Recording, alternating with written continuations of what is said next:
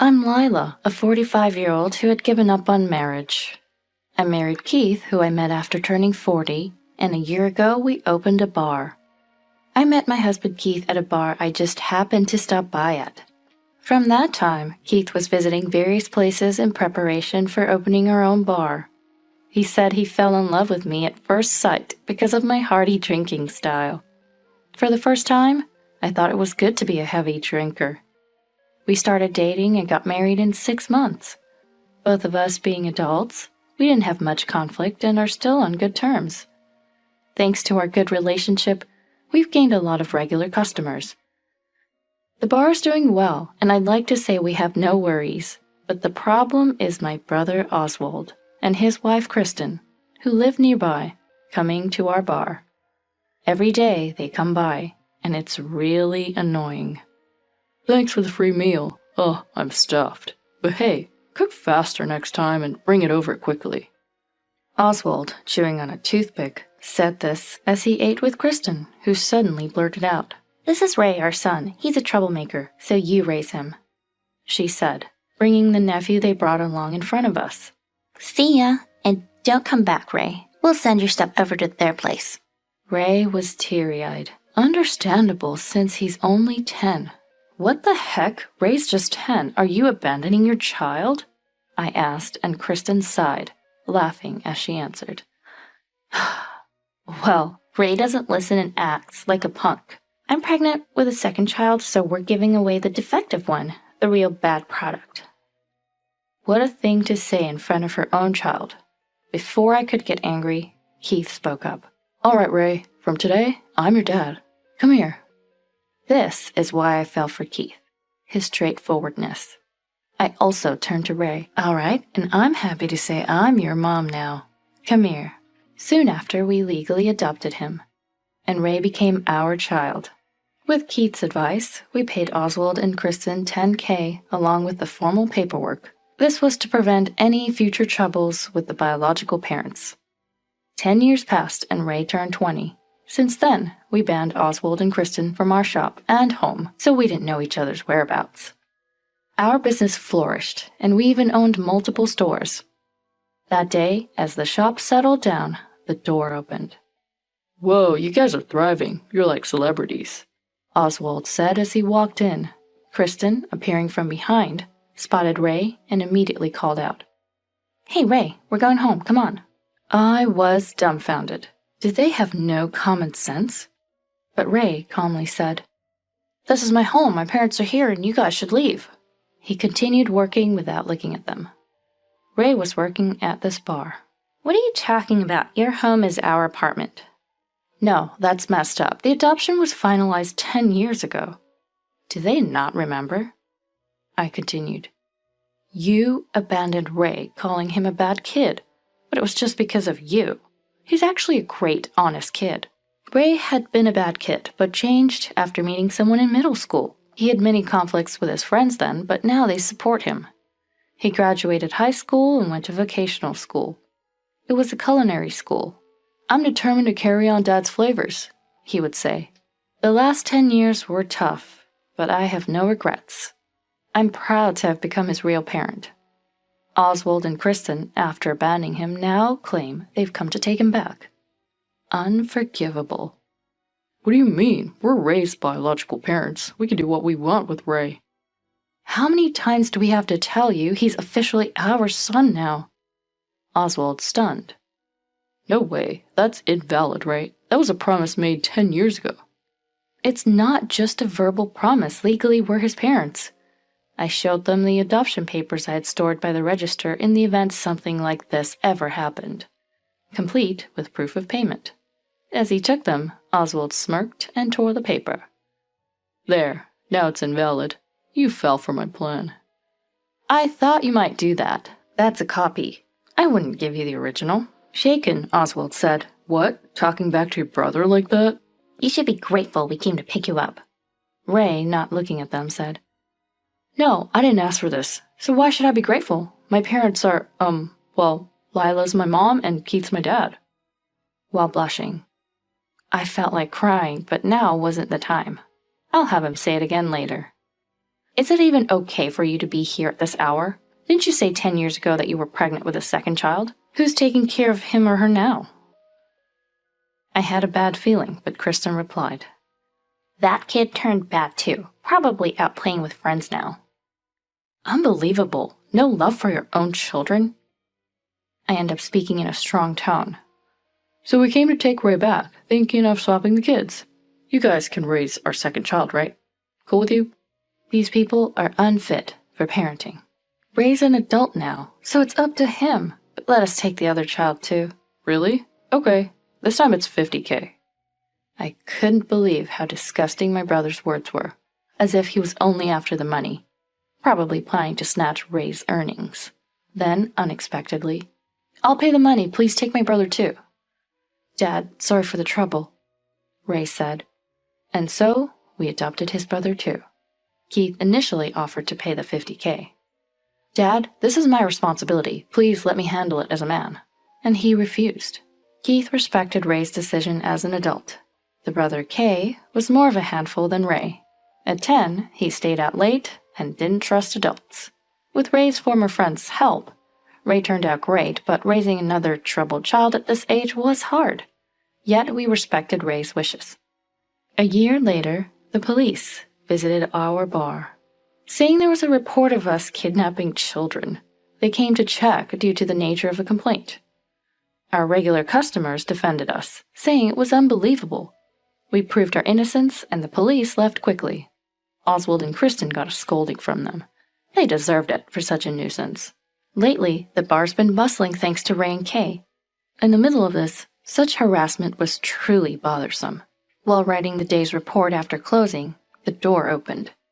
Shoot, I forgot to lock it. I had a bad feeling. Oswald came straight over. Whoa, you're making even more money, thanks to our sons, right? How did you find that out? They're none of your business now. Kristen let out a sigh. Can you believe Kay has over 10K followers on his streaming videos? We're taking him back today. That's not it. The videos of Ray and Kay cooking are popular because of their skills, not thanks to you. As Kristen looked for her sons, she continued. I gave birth to handsome boys. It's thanks to me. If you don't comply, we have plans. Sorry for the inconvenience. Then they left and the brothers came out. What are they planning? Maybe we should make them understand with force. No, I'll handle it, Ray. The brothers discussed. Keith, standing behind them, tapped their shoulders. The two looked back. You're our children now. Don't cross any boundaries. They reluctantly obeyed, but Oswald and Kristen escalated their harassment. Our online reviews were tampered with. It was likely Oswald. That bar uses expired ingredients, or they hire bad guys to intimidate customers, were among the accusations. Some comments refuted them, but the issue wasn't settled. We received many prank calls and group cancellations. Such petty harassment was really troublesome. After enduring this for half a year, Oswald and Kristen came by. Hey, aren't you going to close the shop? So stubborn. These were their first words. Utterly frustrating. Give back our sons already. They're good money.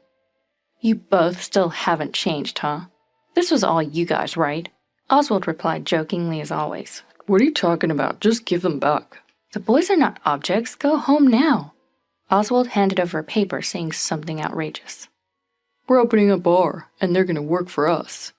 The paper was a loan agreement and a business plan. I wondered if any bank would lend on such a flimsy plan. Oswald, where did you borrow this money from? Isn't this risky? It's fine. Ray can pay if anything goes wrong. The lender was clearly shady, with bizarre interest rates. The situation would cause trouble for Ray and Kay. It seems as though the online impact is huge. A friend of mine canceled after seeing the reviews. No wonder we hardly got new customers. It's you guys causing trouble. Kristen feigned ignorance. I don't know what you're talking about. There's no proof. Maybe the health department will come next. If you don't want that, why don't you help with the financing? Now they're even resorting to threats.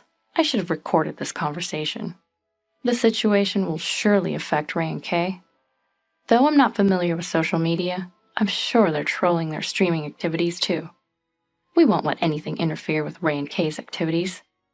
But proving anonymous actions as theirs is difficult.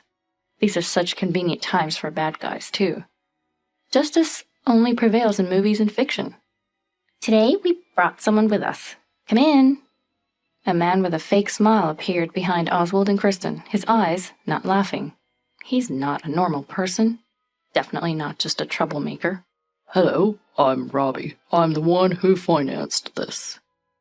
Clearly, he wants to ensure his money is repaid. Robbie, smiling, surveyed the bar, probably checking for security cameras.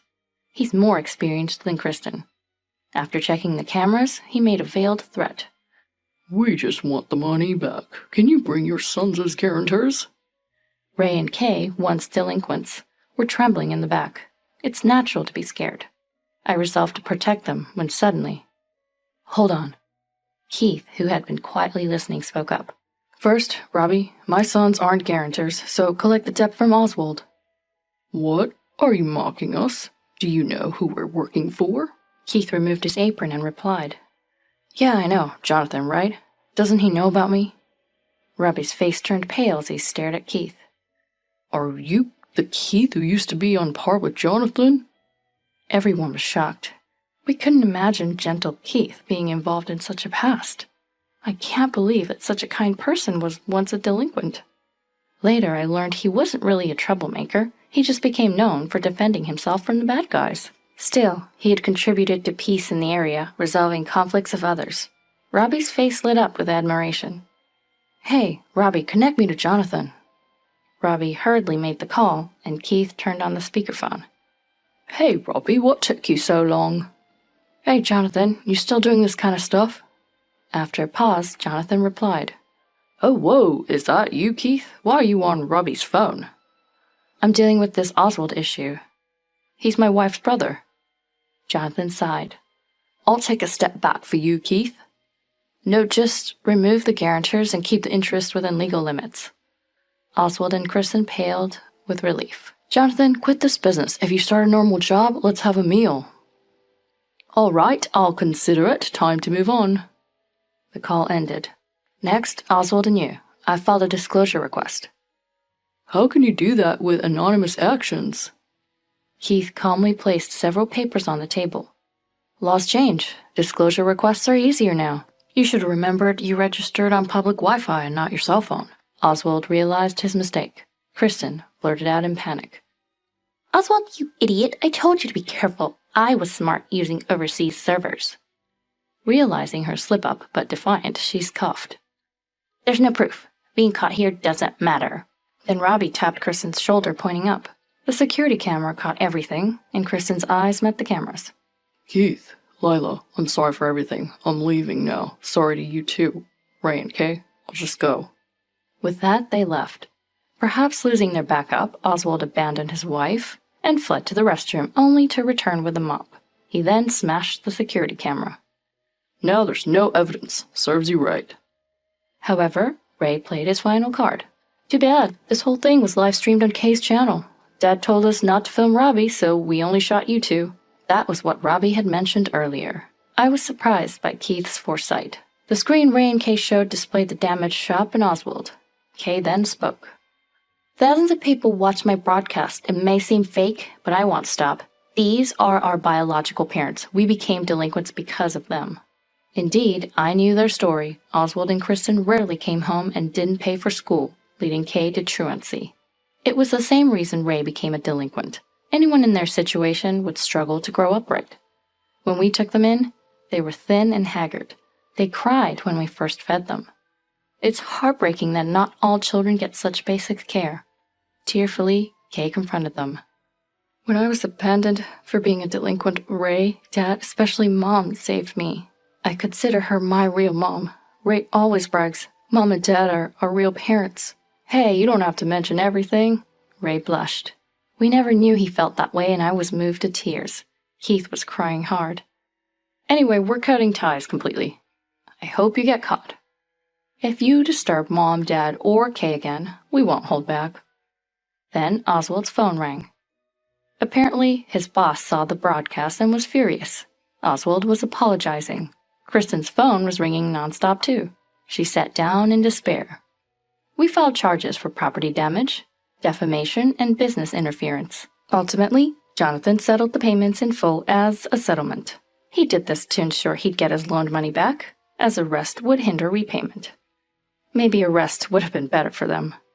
Oswald got fired for abuse exposure, and Kristen, shunned by friends who saw Kay's broadcast, lost all her close relationships. The influencer power was frightening. With no one else, they turned to Jonathan. They were set far out in the countryside for hard labor, likely until retirement.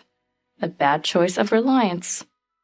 Keith said, Jonathan's unforgiving as an enemy, but reliable as a comrade. He probably sent them far as a favor to us.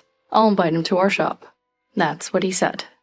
Jonathan was selective, dealing legally except with such trashy people. Not that it justifies his actions, but he helped us. Our son's channel became famous after the broadcast, spreading their story of brotherly love. Both of them being handsome, they attracted fans to our shop.